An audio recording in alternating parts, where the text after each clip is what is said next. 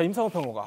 저희가 방금 보여드린 이 영화, 최근 북한 TV를 통해서 방영된 전쟁 영화 72시간이라고 하는데 네. 이게 김정은이 직접 메가폰을 잡았다 그래서 화제예요? 네, 그렇습니다. 메가폰만 잡은 게 아니고 예. 그러니까 배우의 어떤 그 태도, 그다음에 발성 죄송합니다. 네. 그리고 무슨 뭐 이렇게 각본 이런 것까지 모두 다 했다라고 이제 북한 매체에서 말을 한 거거든요. 예.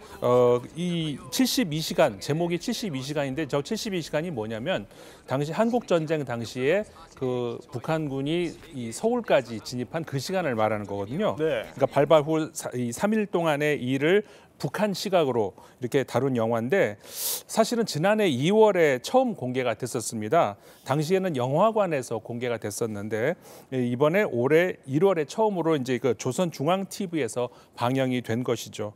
그 김정은 위원장이 중국 영화 장진호를 우연히 보고서 예. 왜 우리나라는 이런 거 못 만드냐 이렇게 이제 질책을 하면서 그러면서 만들어졌다고 하거든요. 근데 제작비가 어마어마하게 들어갑니다. 북한 입장에서는 뭐 1억 달러라는 보도도 있고 예. 1,000억 달러라는 이런 보도, 1,000만 달러라는 보도도 있는데 정확한 거는 뭐 좀 더 찾아봐야 되겠습니다만은 하여간 북한 실정에서는 어마어마한 비용이 드는 그런 영화라고 할 수가 있는 것이죠. 그래요. 스케일만 봐도 뭐 어마어마한 돈이 들어간 것 같긴 한데 지금 보니까 북한 영화치고는 굉장히 좀 스케일이 커요. 그럼 제작비가 도대체 얼마나 들어갔다는 거예요? 뭐 여러 가지 보도가 있습니다. 1,000만 예. 달러라는 보도도 있고 1억 달러라는 보도도 있는데 현실적으로 생각을 해봤을 때 북한에서 낼 수 있는 그 제작비로 사용할 수 있는 돈이 한 1,000만 달러 정도 된다라고 저는 보고 있습니다. 이 1,000만 달러도 사실 어마어마한 돈이죠. 북한이 영화에 이렇게 많은 돈을 투여한 적이 아마 없을 겁니다. 그렇죠. 그리고 제가 제 기준에서 봤을 때 모든 북한 영화 통틀어서 이렇게 스케일이 큰 영화도 처음 봤습니다. 아, 그래요? 우리가 보통 블록버스터라고 했을 때는 이제 저예산 영화 같은 경우에는 그 예산을 좀 줄이기 위해서 이 주인공 위주의 화면만 보여준다든가 전투 장면 같은 경우에도 이 주인공 위주의 화면만 보여주면서 그 시야가 굉장히 좁거든요. 하지만 돈이 많이 투입된 영화일수록 더 넓은 전장을 보여줄 수 있고 또 뭐 탱크라든가 비행기라든가 각종 무기들을 다 동원해서 이 전투 현장을 조금 더 실감 있게 묘사할 수 있는데 지금 72시간이 딱 그런 모양을 가지고 있고요. 이게 영화 제작비가 얼마나 어마어마한 수치인지를 우리가 좀 감을 잡으려면 이 영화를 보는 금액 있지 않습니까? 네. 관람표가 얼마인지도 사실 좀 굉장히 주목을 끌고 있습니다. 보통 북한에서는 새로운 영화가 나오면 3,000원 정도였어요. 네. 그리고 예전 영화면 1,000원 정도였습니다. 영화관에서. 하지만 이 영화는 18,000원이었습니다. 6배나 비싸요? 네, 그렇습니다. 네. 그만큼 영화에 많은 돈이 들어갔기 때문에 북한도 이 돈을 어느 정도는 회수를 해야 되겠기에 이렇게 영화비를 많이 올린 것이 아닌가라는 생각도 들었습니다. 18,000원이라고 하면 한 우리나라 돈으로 치면 한 어느 정도예요? 18,000원이라고 치면 사실 지금 북한의 환율이 약 예. 2만 원대 되거든요. 2만 원대 정도거든요. 그렇다면 1달러가 조금 안 되는 수준이긴 하네요. 네. 그러면 어쨌든 굉장히 북한 치고는 막대한 제작비를 들인 거예요. 근데 이 영화 이렇게까지 만들려고 하면은 김정은이 뭔가 어디서 돈을 끌고 와야 되는 거 아니에요? 김정은이 직접 연출하고 각본까지 쓴 영화를 만들려고 그러면 어디서 충당한 거예요, 돈은? 북한의 우린 재정이 하나죠. 예. 국가 재정이. 북한은 주머니가 3개예요.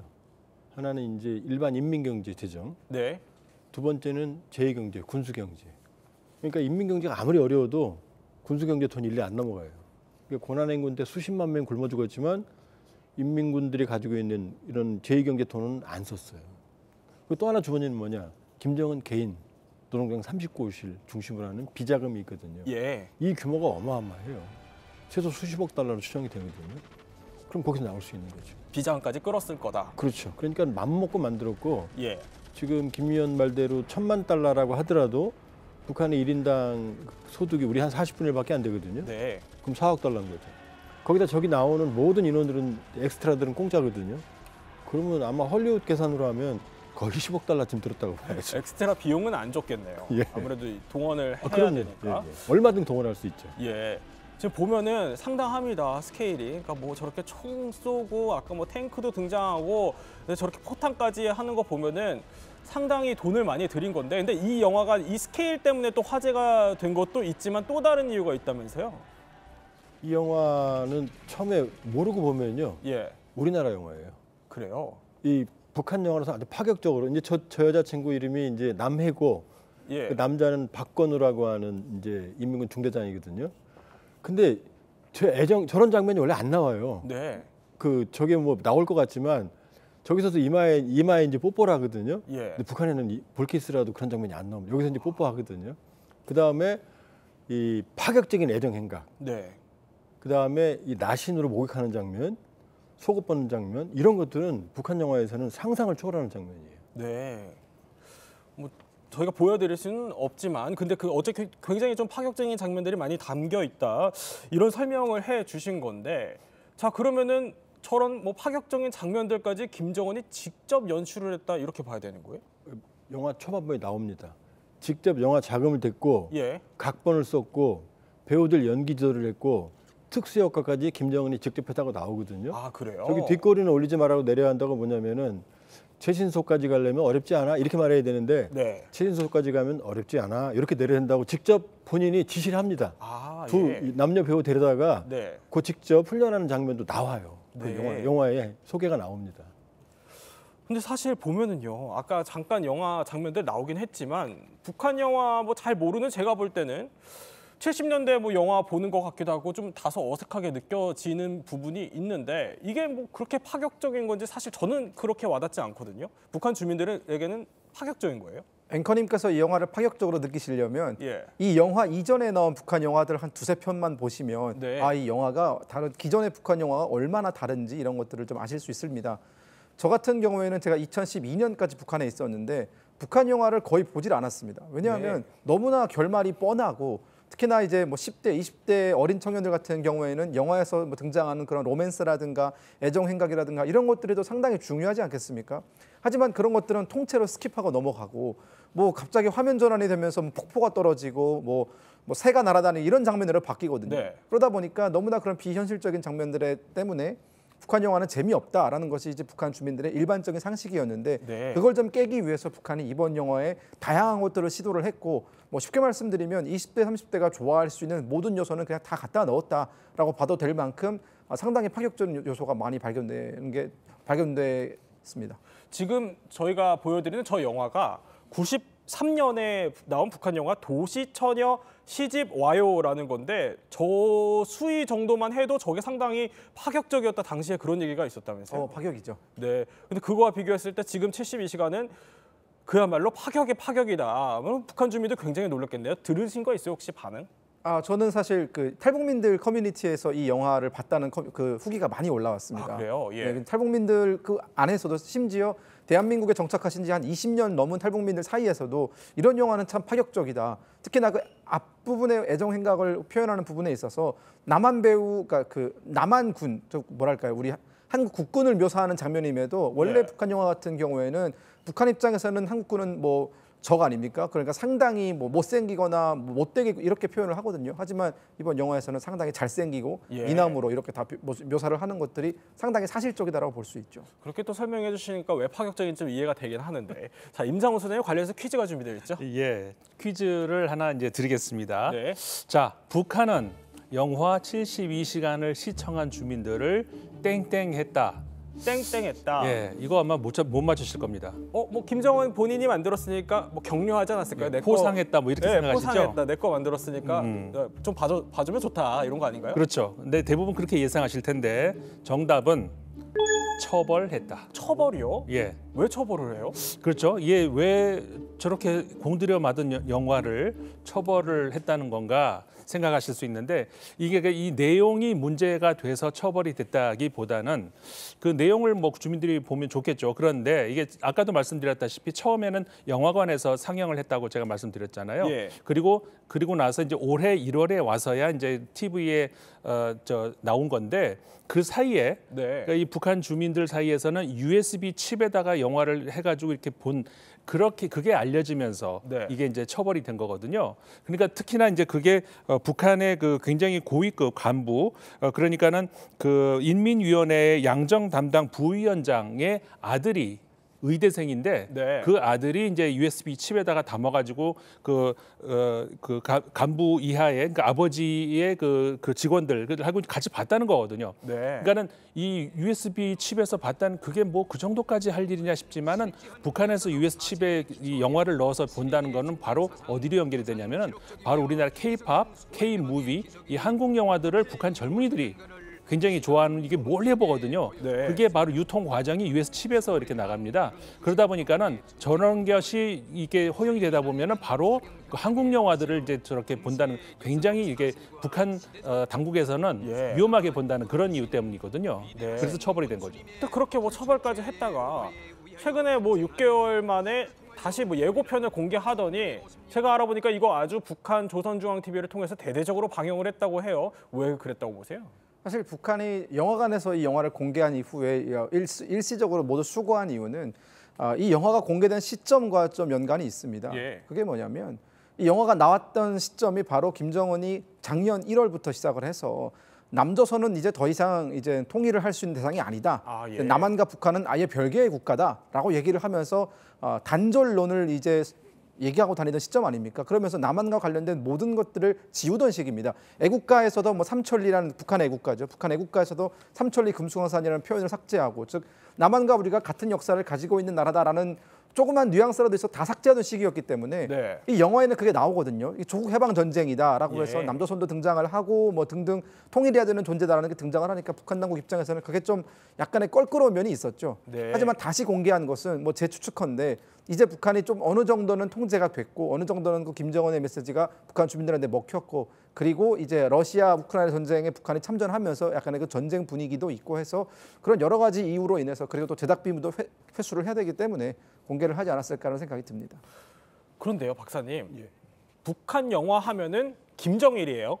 그러니까 과거 영화광으로 굉장히 또 유명한데, 근데 사실 김정은 시대 들어서는 뭐 그렇게까지 영화 제작에 주목을 받지 못했었는데 갑자기 이렇게 김정은이 뭐 본인이 각본을 쓰고 연출하고 이렇게까지 나선 속내가 뭘까요? 김정일의 경우에는 영화 네. 정치거든요. 지금 보면 한류 열등감이라는 속내가 뜨네요. 예, 일단은 이제 김정은은 그러니까 뱁새가 황태 따라가는 것처럼 예. 이 선진국을 모방을 많이 합니다. 건물도 선진국 따라서 고층으로 짓고, 근데 전기는 안 들어가거든요. 네. 그러니까 왜 우리는 이렇게 못하느냐? 선진국처럼 해야 된다. 이런 얘기를 계속 하거든요. 그러니까 영화도 자기 수준에서 보면은 이제 선진국 수준의 현저하게 떨어지는 거죠. 첫 번째. 네. 그렇기 때문에 이 한류에 버금가는 영화를 만들고 싶었던 욕심이 있었을 것 같고, 예. 또 하나는 김정일은 영화 정치인데 김정은은 음악 정치거든요. 네. 음악 정치는 돈이 덜 들거든요. 은하수 관현악단이라든지. 근데 해보니까 성과가 없거든요. 아. 다들 한류 보고 있거든요. 그러니까 컨텐츠를 만들어야 되겠다고 생각을 했던 것 같아요. 네. 그러니까 음악 정치로 별로 효과를 못 보니까 영화 정치로 좀 선회했다 이런 설명이신 건데, 자 아까 우리 영화, 국산 영화 클래식이랑 좀 비슷한 장면이 연출이 됐더라고요. 한번 다시 볼까요? 네. 보면은 네 클래식의 뭐 우리 배우 손예진, 조승우가 나왔던 장면이랑 굉장히 또 유사한 장면이 나와요. 72시간에도 보면 이거 우리 한류를 좀 따라하려고 하는 거 아니냐? 네 그렇게 봐야 되는 거 아닐까요? 지금 왼쪽에 네 저희가 뭐 그래픽이 지금 72시간이 아니라 원래는 국산 영화, 우리 영화 클래식인데 왼쪽에 우리 영화, 오른쪽에 북한 영화 비슷해요 장면들이. 이제 북한에서는 72시간이라고 그러거든요. 예. 근데 이제 이 영화에서 아마 김 의원은 잘 알 거예요. 그 남자 주인공 이름이 박건우거든요. 네. 건우라는 이름 북한에 거의 없어요. 아 그래요? 건우 기억나실 거예요. 우리나라 유명한 영화 주인공 이름이 뭐 엽기적인 어쩌고 한 영화의 주인공 남자 주인공 이름이 네네네. 건우거든요. 그다음에 남해라는 이름도 잘 안 써요. 그러니까 저걸 보면은 완전하게 김정은이 남한 영화, 대한민국 영화를 많이 보고 있구나라는 네. 걸 알 수가 있죠. 그런데요, 영화 장면 또 뿐만이 아니라 오프닝 시퀀스, 그러니까 앞부분, 영화 앞부분에 이 조선 영화 로고가 나온다고 하는데 이게 헐리우드 영화 제작사 로고와 또 상당히 또 유사하다고 해요. 맞나요? 왜냐하면은 북한 영화는 시작할 때 그냥 예. 큰 글씨로 조선 영화 그리고 바로 시작하거든요. 네. 근데 저렇게 나오는 거죠. 저렇게 안 나와요. 저렇게 나온 건 처음입니다. 아, 그래요? 그러니까 20세기 폭스나 콜롬비아사나 네. 이런 걸 그대로 짬뽕을 해가 조합을 해서 보여줬거든요. 그러니까 철저하게 김정은이 이 서구 영화나 대한민국 영화를 따라가려고 했다 이렇게 볼 수 있죠. 아, 지금 왼쪽에 저 20세기 폭스 장면과 오른쪽에 조선 영화 저 로고가 좀 비슷하네요. 지금 저렇게 뜬다고 하는데 보면은 저렇게까지 공들여 만드는 게 아니에요, 원래? 저렇게 안 나와요. 그냥 예. 붉은 글씨나 검은 글씨로 조선 영화 맨 밑에 있는 글씨처럼 네. 그 네 글자만 나오고 바로 이제 대사로 들어갑니다. 아, 그렇군요. 그야말로 뭐 소위 말하면은 뭐 한류, 해외 영화를 좀 베꼈다, 따라했다 이렇게까지 보이는 건데 김정은의 한류 열등감이라고 해야 될까요? 이게 표출된 게 사실 이번 영화가 처음은 아니라면서요. 네, 그렇습니다. 2022년에도 북한이 새로운 영화를 공개한 적이 있습니다. 예. 하루 낮, 하루 밤이라는 영화인데요. 그 영화는 스파이물 영화입니다. 북한 영화에서는 좀 찾아보기 힘든 장르였죠. 그 영화도 사실 많은 공을 들였고 그리고 네. 영화가 이제 공개가 되었을 때 또 북한이 김정은이 직접 아주 칭찬을 하면서 제대로 된 영화가 나왔다라고 표현을 할 만큼 북한에서는 꽤 주목을 끌었던 영화인데요. 근데 본질적으로 사실 북한이 한류를 따라 하려고 해도 사실 여러 가지 제약이 있습니다. 왜냐하면 김정은이 한류를 따라 하려고 하는 것은 본인이 지금 학생들한테 뭐 남한 문화는 반동 문화이기 때문에 하지 말아라라고 통제를 하면서 그들한테 어떤 대안을 주기 위해서 이런 것들을 만드는 것인데 그 대안이 청년들 입장에서는 만족스럽지 않은 거죠. 예. 결국 이 영화가 귀결되는 건 김씨 일가에 대한 충성심으로 귀결이 되거든요. 결국 어떤 북한 영화든지 간에 어떤 시도를 했든지 간에 결론이 똑같다면 볼 이유는 없다라는 것이 북한 주민들의 반응입니다. 그렇군요. 그럼 김정은이 이렇게 뭐 남한과 비슷한 콘텐츠를 따라하면서까지 남한 문화 유입에 이렇게 예민하게 반응하는 이유가 있을까요? 이 세상에 제일 무서운 게 정보 중독이란 말이 있거든요. 예. 지금 유튜브 보시는 분들한테 내일부터 못 보게 하면 난리 날 거예요. 지금 지지난해 2023년 말에 여기 오신 분이 있어요, 북에서. 네. 그 여자분인데 그분이 이제 여기 처음 조사받을 때 봤거든요. 그때 물어본 게 그 말이래요. 내가 북한에서 이 영화, 남한 영화 여기까지 봤는데 그 다음에 어떻게 됐냐고. 아, 그 정도로 한번 이 컨텐츠에 노출이 되면 예. 절대로 그걸 놓지 않아요. 가족 전부가 이불 쓰고 봤다는 얘기도 있거든요. 그러니까 그걸 막고 싶은 거죠, 김정은은. 네. 자기가 더 재밌는 걸 만들어서 그걸 끌어오고 싶은데 그건 정말 언발이 오줌육이죠. 그렇군요.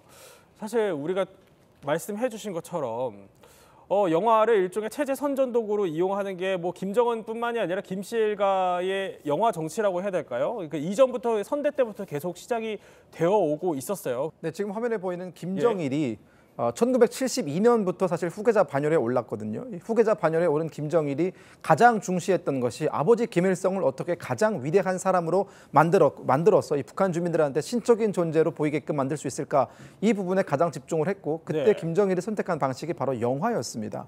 영화들을 만들어서 그 영화의 기본적인 내용은 결국은 영화의 모든 문제는 김일성이 해결한다. 저 김일성만 믿고 따르면 모든 것들을 다 해낼 수 있다. 이런 사상들을 주기적으로 항상 강조하면서 북한 주민들한테 세뇌를 시키거든요.